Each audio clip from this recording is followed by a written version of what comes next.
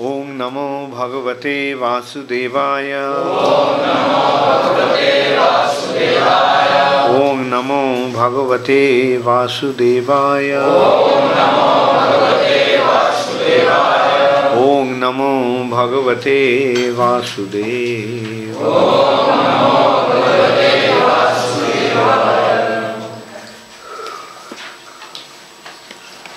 Srimad Bhagavatam, 3rd Canto, Chapter 25, The Glories of Devotional Service, Text 18.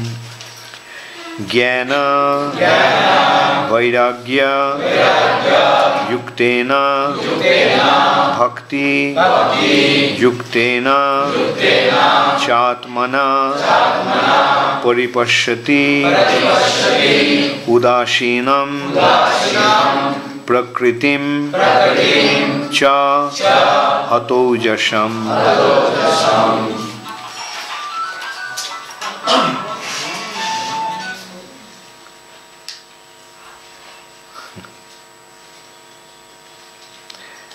jñāna-vairāgya-yuktena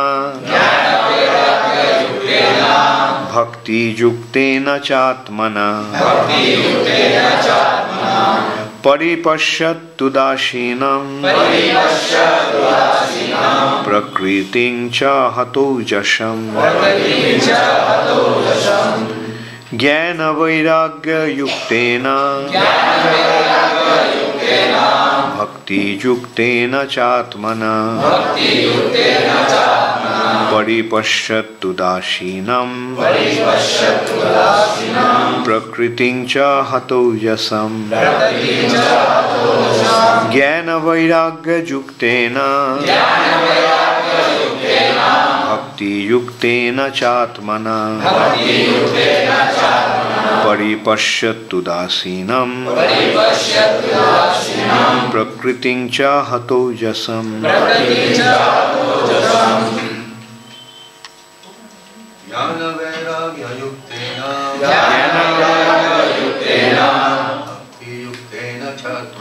bhakti-yuktena cātmanā paripaśyati udāsīnaṁ prakṛtiṁ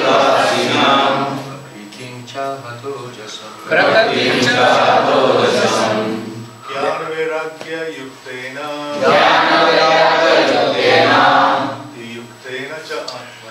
bhakti-yuktena cātmanā paripaśyati udāsīnaṁ prakṛtiṁ ca hata-ojasam. jñāna-vairāgya-yuktena bhakti-yuktena cātmanā paripaśyati udāsīnaṁ prakṛtiṁ ca hata-ojasam.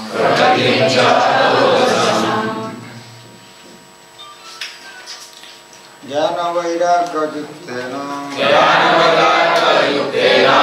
bhakti-yuktena cātmanā paripaśyati udāsīnaṁ prakṛtiṁ ca hata-ojasam. jñāna-vairāgya-yuktena bhakti-yuktena cātmanā paripaśyati udāsīnaṁ prakṛtiṁ ca hata-ojasam. Mataji's. jñāna-vairāgya-yuktena bhakti-yuktena cātmanā paripaśyati udāsīnaṁ prakṛtiṁ ca hata-ojasam. Jnana, knowledge, vairagya, renunciation, yuktena, equipped with, bhakti, devotional service, yuktena, equipped with, cha, and ātmanā, by the mind, paripaśyati, one sees, udāsīnaṁ, indifferent, prakṛtim, material existence, cha, and hata-ojasam, reduced in strength. Translation by His Divine Grace, Srila Prabhupada. In that position of self-realization, by practice of knowledge and renunciation in devotional service, one sees everything in the right perspective. He becomes indifferent to material existence, and the material influence acts less powerfully upon him. Please repeat after me. In that position of self-realization, by practice of knowledge and renunciation, in devotional service, one sees everything in the right perspective. He becomes indifferent to material existence, and the material influence acts less powerfully upon him. Purport by Srila Prabhupada. As the contamination of the germs of a particular disease can influence a weaker person, similarly the influence of material nature or illusory energy can act on the weaker or conditioned soul, but not on the liberated soul. Self-realization is the position of the liberated state. One understands his constitutional position by knowledge and vairāgya, renunciation. Without knowledge, one cannot have realization. The realization that one is the infinitesimal part and parcel of the Supreme Spirit makes him unattached to material conditional life.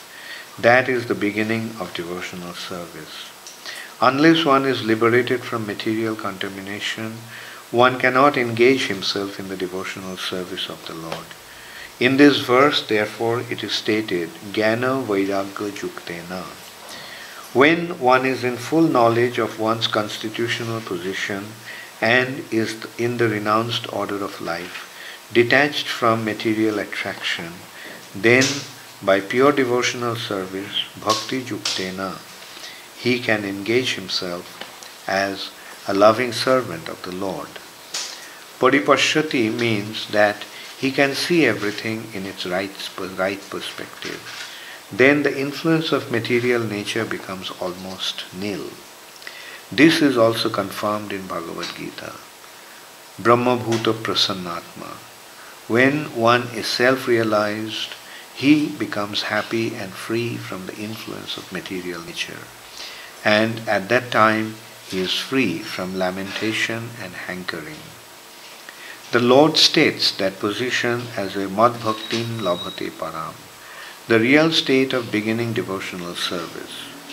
Similarly, it is confirmed in the Narada Pancharatra that when the senses are purified, they can then be engaged in the devotional service of the Lord. One who is attached to material contamination cannot be a devotee. jñāna-vairāgya-yuktena bhakti-yuktena cātmanā paripaśyaty udāsīnaṁ prakṛtiṁ hataujasam. At that position of self-realization, by practice of knowledge and renunciation in devotional service, one sees everything in the right perspective. He becomes indifferent to material existence, and the material influence acts less powerfully upon him. So, Kapil Dev is instructing his mother. His mother asked how to become free from the attachment of the senses and the objects of the senses, which is very disgusting. She realized the actual state of material existence, and Kapil Dev is answering step by step. Kapil Dev, like yesterday's verse, the previous verse, he described how the living entity sees the Supreme Personality of Godhead, at that time the soul can see, he sees himself to be the transcendental to material existence and always self-effulgent, never fragmented, although very minute in size. And time again, he pointed out that that is possible only through the practice of devotional service. And in this verse, he is elaborating that point, that when one becomes engaged in devotional service, bhakti-yuktena and jñāna-vairāgya-yuktena, then paripaśyati, udāsīnaṁ. Then he sees everything from the right perspective. He sees everything in the right perspective. And at that time, prakṛtiṁ hata-ojasam, hata-ojasam. Prakriti, daivi hesha gunamayi, mama maya durattaya. Prakriti is very powerful. Durattaya. It is Krishna's maya, daivi hesha gunamayi. But here, it has been pointed out that this prakriti, which is very powerful, it becomes hata-ojasam. Ojasa means strength, power.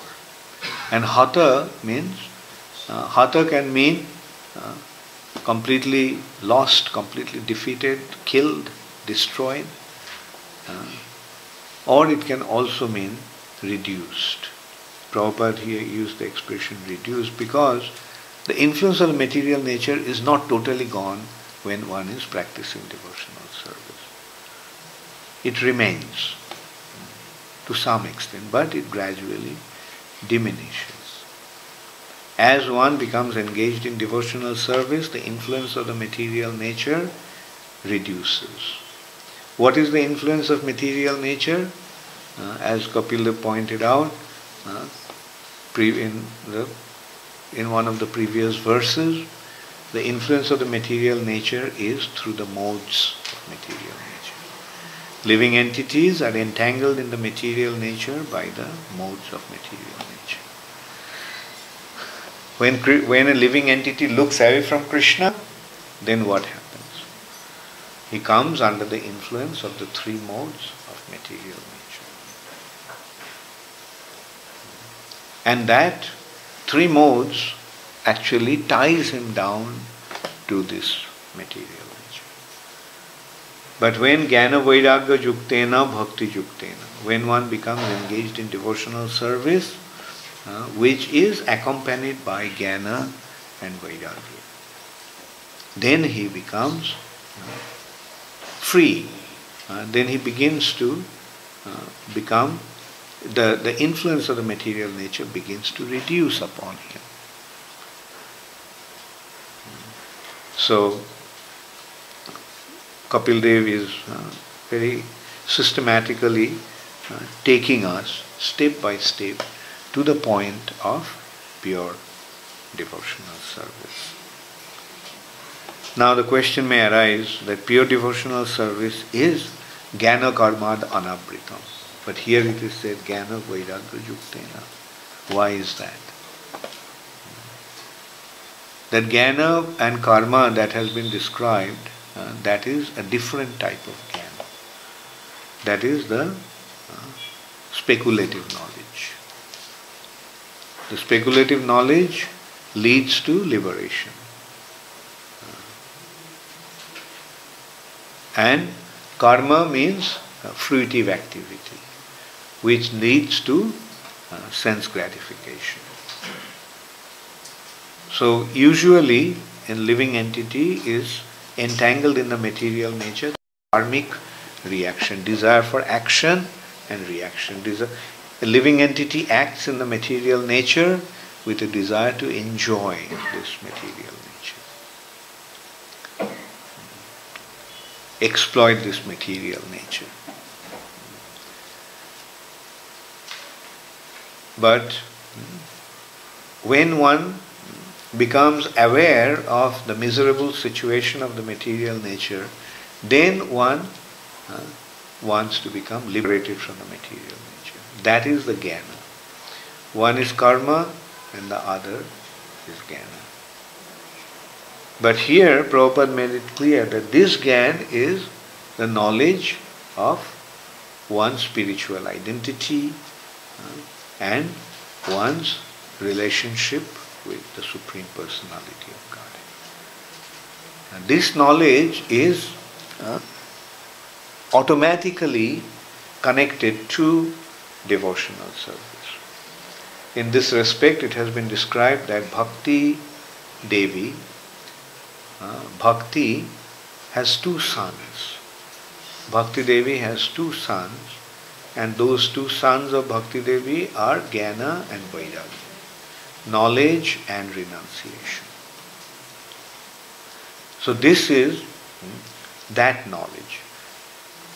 This knowledge automatically accompanies. This is not the speculative knowledge to try to become free from the bondage of material nature by dint of that knowledge. That is the speculative knowledge or jnana that leads to liberation. So Kapil Dev is then pointing out that he paripaśyaty.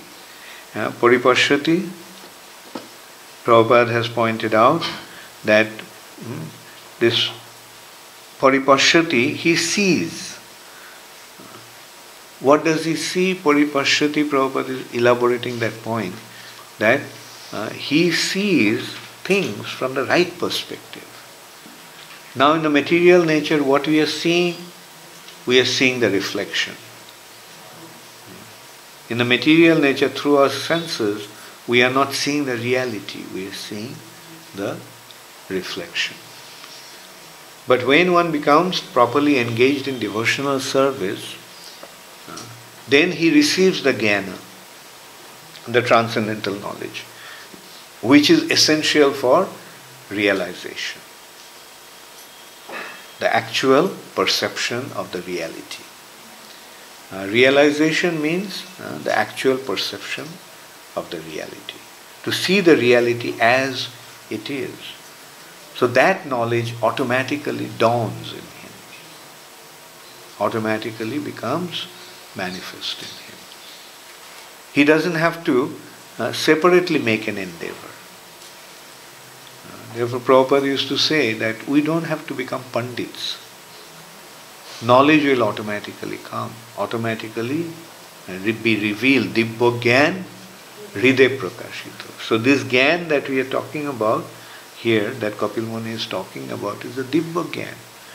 And this Dibbo Gyan is Hriday Prakashito, is automatically revealed in the heart. Yes, knowledge is necessary, the studying of the scriptures is necessary. But ultimately the knowledge will appear as a realization in the heart. It will happen.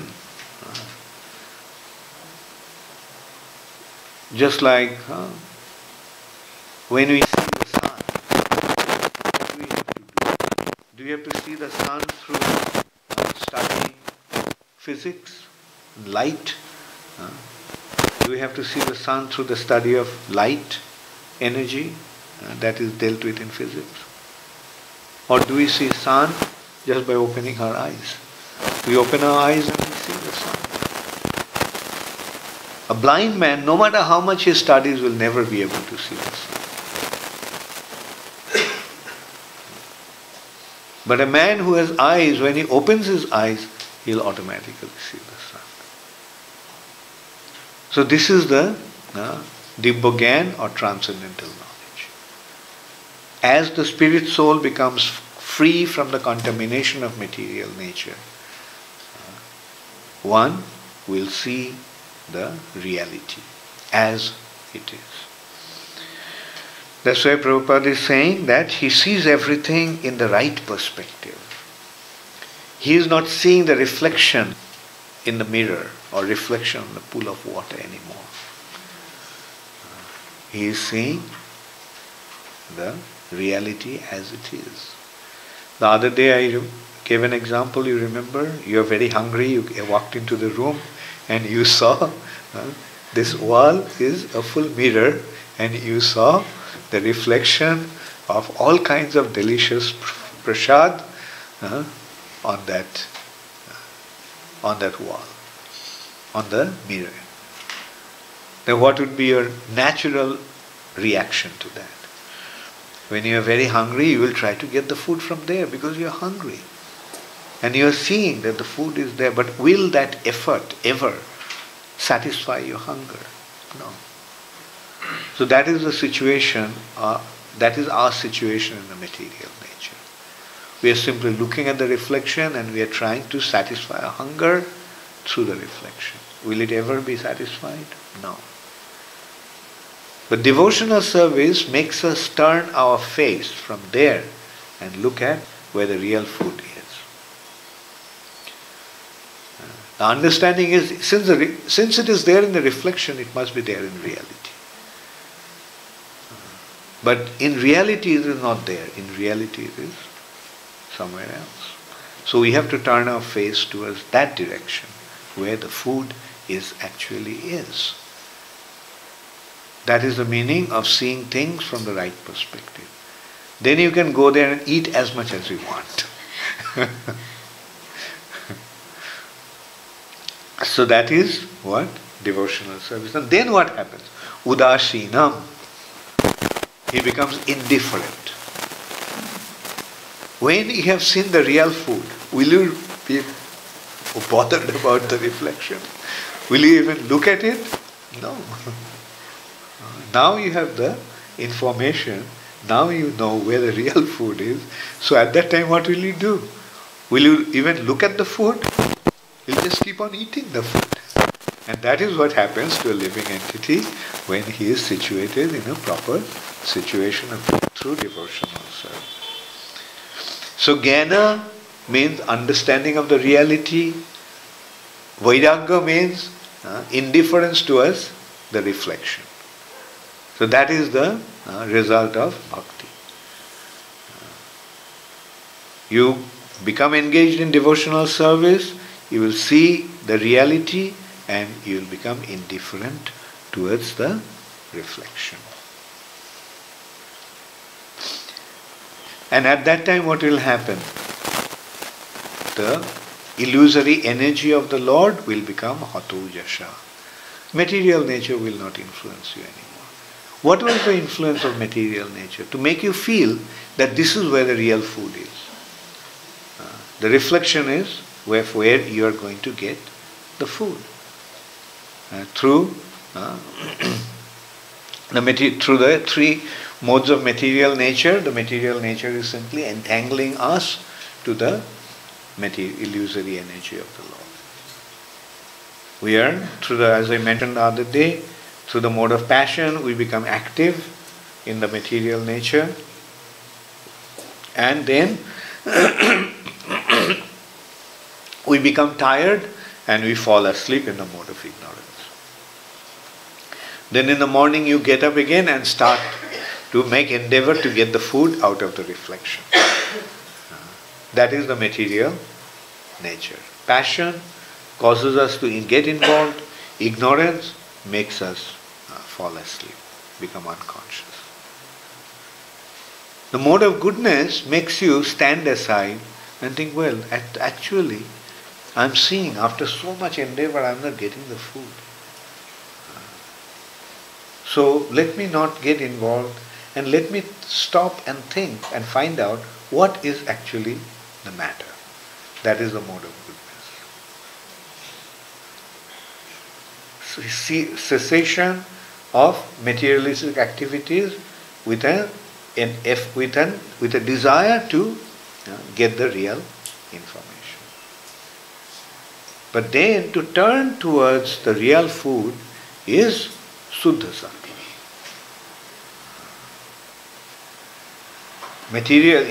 Goodness of the mode of goodness in the material nature is not Suddha. That is Mishra.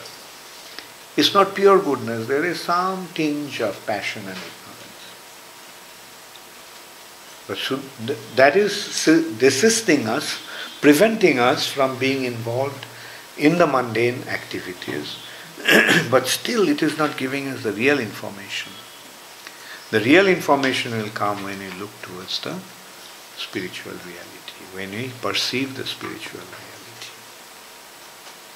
Then you become situated. Like when you see the food, what do? Do you stand there and start to intellectualize it? Huh? No. When you see the real food, now that you are hungry, you just rush to the food and start eating. And that is the spiritual activity. When you become engaged in the spiritual activities, then our heart becomes filled with satisfaction. Evam prasanna manaso. Our heart becomes fully satisfied.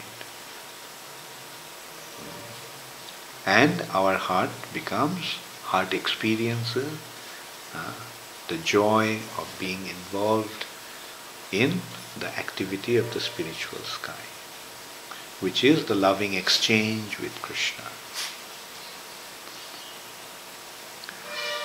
So the process is so scientific.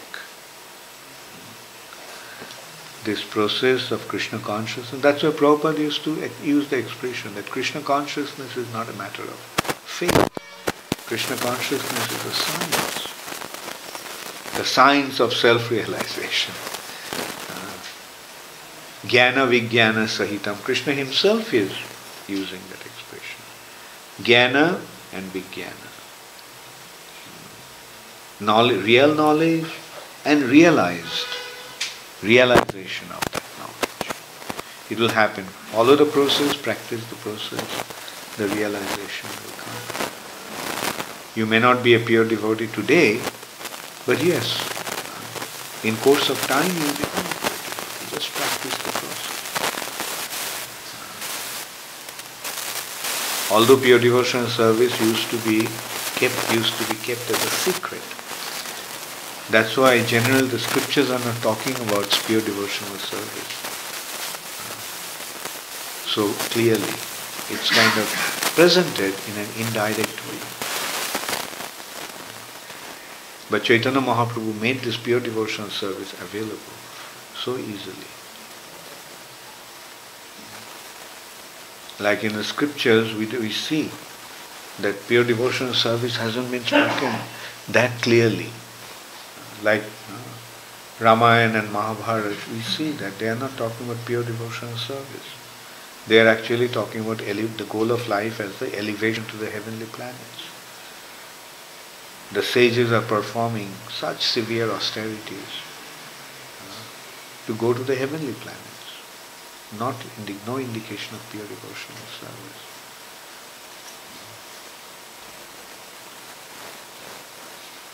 But it's only through Chaitanya Mahaprabhu the pure devotional service has been available. Even the four sampradayas generally did not give what Sri Chaitanya Mahaprabhu gave. The other four sampradayas, including even Madhva Sampradaya, which sampradaya we belong to in a way, Brahma Sampradaya, that sampradaya also is talking about elevation to Vaikuntha. It's only Sri Chaitanya Mahaprabhu who actually gave us the process for elevation to Vrindavan. Although Srimad Bhagavatam so elaborately describes about Vrindavan, Krishna's pastimes in Vrindavan, and clearly mentions also many a time that Vrindavan is the highest region of the spiritual sky. But the understanding was not clear until Sri Chaitanya Mahaprabhu came and gave us that understanding. That's why we need an acharya. That's why we need a bona fide spiritual master. If Chaitanya Mahaprabhu didn't come, the secret of Vrindavan would have remained a hidden mystery to everybody. Jodi Gaura na hoito, tobe ki hoito, kemone dhoritam. Although Brahma Samhita described that, but still understanding was not there. It's only through Chaitanya Mahaprabhu that it has become revealed. And what is the mystery of Vrindavan? Madhura Vrinda Bipino Madhuri Probesho Chaturesha. It is not easy to enter to Vrindavan. And why Vrindavan is such a mystery, kept as a secret. Borojo Juboti Bhaviro Bhakuti Shakuti. Who could ever understand the depth of the loving exchange of the Brajabadhus, the cowherd damsels?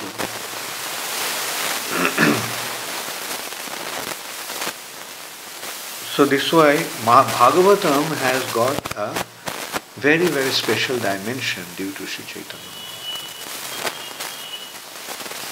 And for us, it is due to Srila Prabhupada's mercy that it has been available. Chaitanya Mahaprabhu gave, but if Prabhupada did not bring it out the way he did through ISKCON, we couldn't have received this mercy of Chaitanya Mahaprabhu.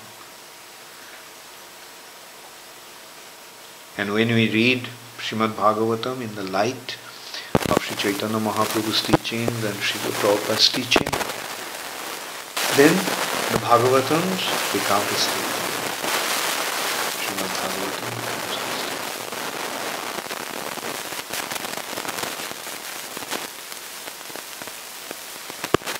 Hare Krishna, Gaur Premanande, Hare. Does anybody have any question? Yes. Many times, even I would think, super intelligent persons, which you can call them genius, and they predominantly lives in mode of goodness, and they don't care much about this passion, mode of passion, and at the same time, why their intelligence intelligence turn them towards Krishna? Because they didn't receive the mercy of a pure devotee. Devotional service is a product of the mercy of a devotee. Without the mercy of a devotee, even what to speak of these intellectuals, even the demigods do not have access to it. Even all these sages do not have access to it. So it is, what to speak of the sages, even the residents of Vaikuntha don't have access to it. It is only by the mercy of a pure devotee who knows about the secret of Vrindavan, the mystery of Vrindavan, the glory of Vrindavan. One cannot have access to Vrindavan. I mean, just to get into that point. And even devotional service, like Vaidhi Bhakti, or that lead to Vaikuntha, cannot be achieved without the mercy of a devotee. It's only through the mercy of a devotee that one can receive devotional service to him.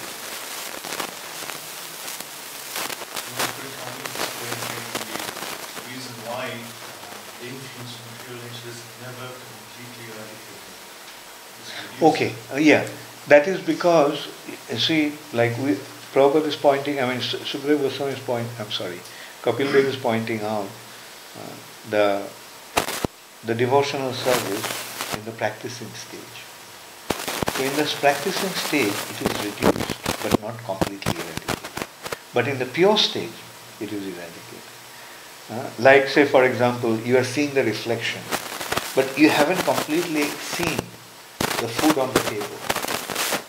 Therefore, the influence of, sometimes you may look at it, that maybe there is some hope of getting some food there and satisfying your hunger. But when you completely see and start eating it, then the influence of the material nature, or the possibility of turning towards that reflection is still there. Yes, Antirupa? Maharaj, you were saying that even the sages or the residents of Vaikuntha do not have access.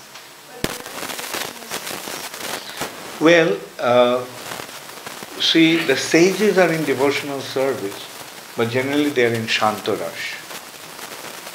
They are not in active devotional service. Those who are many out of the sages, many of them are Brahmavadis. Okay, before that, many of them are trying to be elevated to heavenly planets. Right? Some others are interested in Brahma Sajujya. Some others are aware of Krishna as the Supreme Personality of Godhead. But their activity is to meditate upon Krishna and see Him in the core of their heart. And the residents of Vaikuntha, they are engaged in devotional service to Krishna, but they are serving Krishna in the mellow of awe and reverence, Shanta and Dasya. So they cannot also from Vaikuntha have access to Vrindavan. They are so absorbed with Narayan, they are happily engaged in serving Narayan. And there in Vaikuntha the information of Vrindavan is not there. Like it is there, but there, whatever, like in Bhagavatam, those who used to read Srimad Bhagavatam before, they used to think that this Krishna is an incarnation of Kshirodakshayi Vishnu. They didn't have, like although they read Bhagavatam, but they didn't understand that Krishna is the Supreme Personality of Godhead. He is not an incarnation. Right? Their understanding was that these activities of Krishna is, when he came to the earth planet as an incarnation, he performed these activities. It was limited to that. But as I said, like if somehow they get to know, even if the residents of Vaikuntha, if they get to know that there is a region which is beyond Vaikuntha, then only they can aspire for Vrindavan, which is beyond Vaikuntha. Right? Another consideration is, that's why Krishna's Vrindavan pastimes are kept as a secret, even from the Vaikuntha Vasis. Only one or two rare individuals may get an opportunity by the mercy of the devotee. But even if then they do, from Vaikuntha they cannot go to Vrindavan. If they have to go to Vrindavan, then they have to come back to the earth planet. And they have to perform Sankirtan in the earth planet or in Vrindavan. And then only they will become qualified to go to Golok Vrindavan. So that is how rare it is. Brahmara durlabha prem, Shiva virinchitam.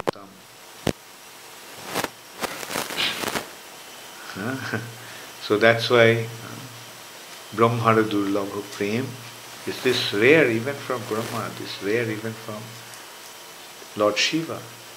It's rare even from Vaikuntha Vasis, it's rare even for Lakshmi Devi. Lakshmi Devi had to perform great austerity. You see, Lakshmi Devi wanted to go to Krishna's Braja Leela. Then Krishna said, okay, then you have to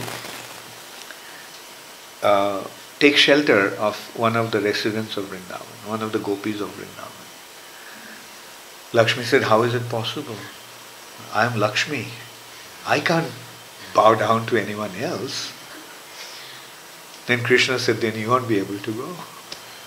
I'm sorry, Narayan said, then you won't be able to go to Vrindavan. Because the only way to go to Vrindavan is by taking shelter of one of the residents of Vrindavan.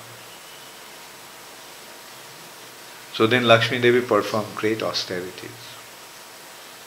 And as a result of that, Krishna came to her and asked, what happened, Lakshmi? And Lakshmi told him.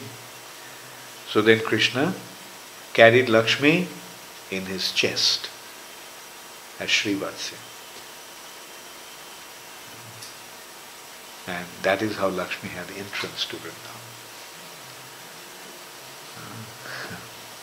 So that is how rare Vrindavan is, and that's what Sri Chaitanya Mahaprabhu is distributing without any discrimination.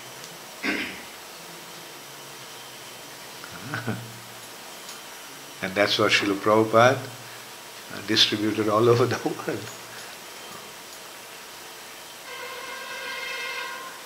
Thank you. Hare Krishna. Yes, Sangana. Divya and Lidya Prakāśyati, but sometimes we're trying to keep in the brain, memorizing verses, what are the brain, writing in the diaries, but we are not interested to keep in the heart.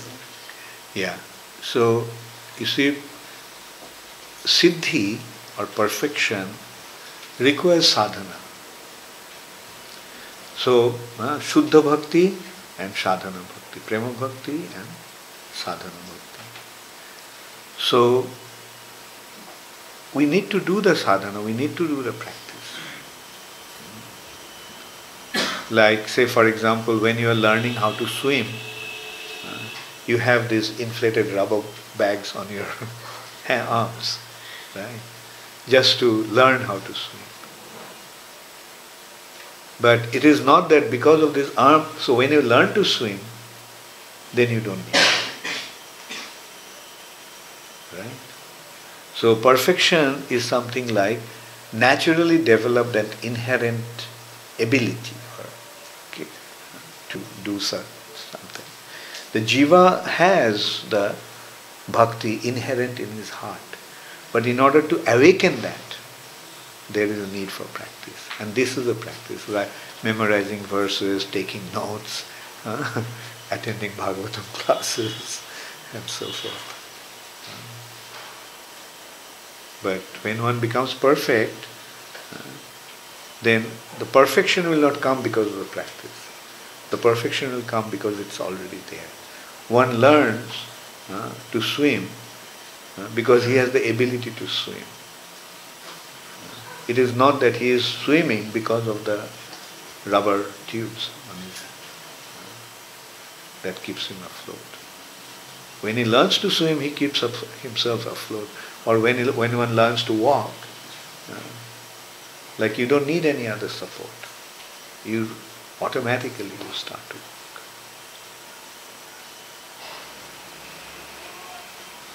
Yes, Jamuna Priya.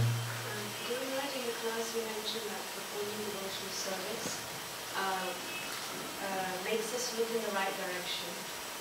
The other day, one devotee was asking me that they have lost all the enthusiasm in devotional service, and they were quite concerned as to why that is. Maharaj, could you kind of answer that question? No, I didn't get the question. Maharaj, we were saying in the class that performing devotional service makes us look towards Krishna in the right direction. So the other day, Maharaj, one devotee was asking me, they were just sharing their anxiety that they have lost their taste for devotional service, their enthusiasm. So Maharaj, they were asking why is that? So could you kindly answer that question? Because he's still looking at the reflection. And the point is, like, let's try to understand this point through this example. One is hungry. He comes into a room, and in the one wall of the room is just mirror. Right? So and in that mirror, he sees all kinds of delicious food, right? Placed on beautiful plates and bowls. Now what he'll do? What will be his natural reaction? Try to grab it. But will he ever be able to grab it? Will he ever be able to satisfy his hunger? Now he is trying and trying and trying. Life after life, that's what we are trying to do. Our souls are hungry, and we are trying to satisfy our hunger. Our soul is hungry of what? What is soul's hunger for? Anandam, joy. And we are trying for so many years, so many lifetimes, we are trying to enjoy. And we see that we don't get that. We keep on trying and trying and trying. Then somebody comes and says that, look, this is a reflection. The real food is somewhere else. So you try to turn your face and go there. The food is not here, the food is there. But because of his habit for so many lifetimes, it's difficult for him to turn away from that. Now he is in a sort of a limbo, right? He is neither here nor there. He is trying not to be entangled in this effort. He is not trying not to get involved in trying to get the food from the reflection. At the same time, he is not able to properly turn his face away from there and look towards the right direction. And that is the point when living entity or practicing devotee feels the frustration. That I am trying, but it's not happening. The point is, you're not trying hard enough. You're still, your mind, your consciousness is still entangled here. You're still trying to enjoy. Although you got the information, that this is a reflection and the reaction, the substance is somewhere else, but still you are entangled with this reflection. So that is the problem. That is the state of sadhana bhakti. You are practicing to turn your face away. You are trying to get the taste of real substance. But you haven't become adept as yet. Can I ask a further? Sure.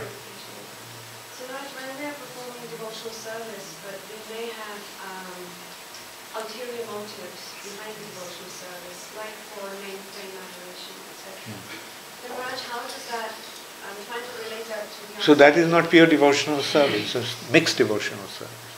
You are rendering devotional service, but through devotional service you are trying to have name and fame. So that is material, mixed with karma.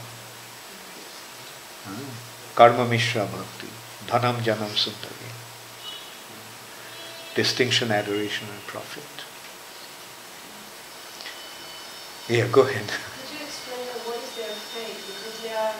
What is there? What is their destination? I.e. how... because devotional service purifies the heart. One sees their anarthas and they try and work on them. But if due to, in my little understanding, if they have conditioning such that they are unable to, like you said, that somebody is telling them, but they're still carrying on. Okay. So Yeah. what is their... Yeah, take the medicine properly. Right? Like you have a disease and the medicine is there.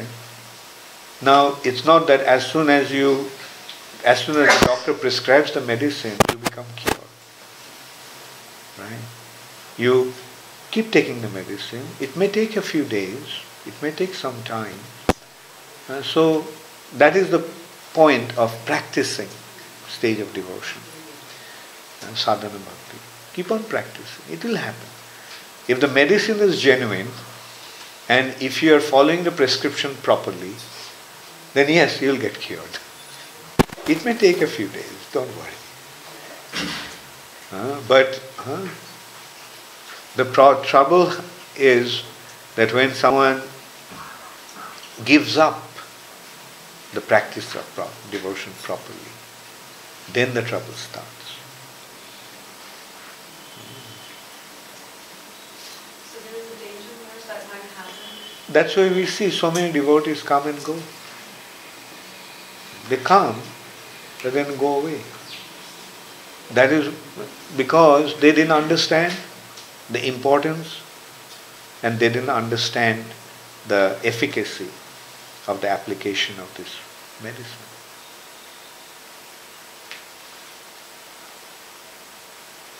All right?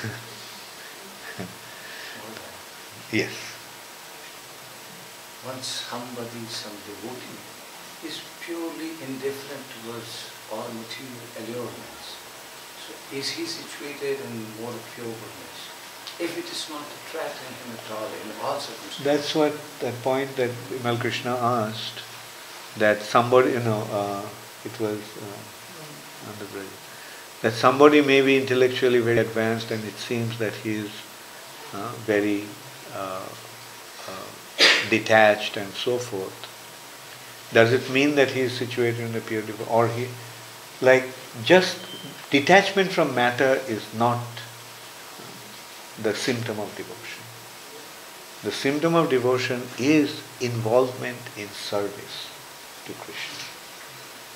Now so many people are intellectually so advanced, so many people are, as you said, like detached from material attachment. But detached from material attachment is not the goal of life. Not about the intellectuals, those who are devotees, in all situations they find it, they feel it. That's their realization. That allurements no more. So may he think that he is No, the allurements will automatically, unless one is situated in pure devotional platform, allurements will always be there. Only through pure devotional service one can avoid the allurements. Like if you don't have real food, you will become attracted to the reflection of the food. He is rendering his service. Don't worry about he, just bother about yourself. Yes, Maharaj, I do feel like that. And secondly, what do you feel? I feel that everything, any circumstances, I don't feel myself at least deviating from my devotional practice or the path of devotional service. Then you are a pure devotee. So that it's only through pure devotional service that you can be totally detached from matter. That's the point. And another thing, do we get the blessings of the acharyas once we go deeply into their... That you'll feel yourself. This is not a theory that can prove that I can say that you. Just keep on practicing the process and see what's happening.